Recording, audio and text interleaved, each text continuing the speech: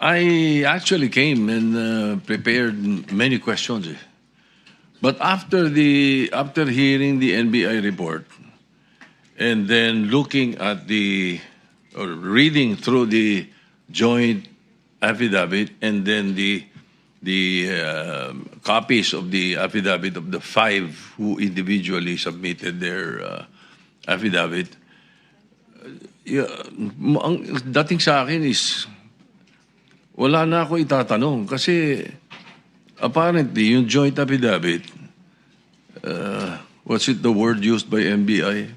Based on the NBI report, concocted merong gumawa, at parang for media purposes. Tapos, nakabanggit ako ron, nasingit ako, somewhere along this makapal na affidavit na to.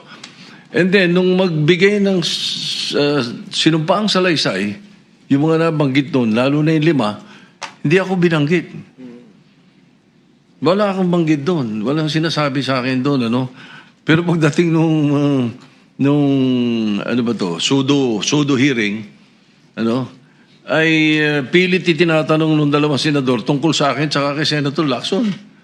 So, I actually sympathize with the 18 ex-bodyguards because parang nagagamit talaga sila.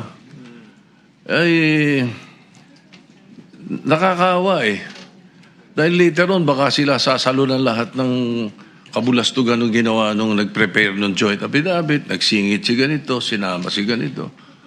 Pagkatapos, individually, pagka nakausap mo, iba ang kwento nila nung sarili nilang kaalaman. So, with that, Mr. Chairman, I have no questions to any of them. Obvious na. Alam na ng taong bayan ano nangyari.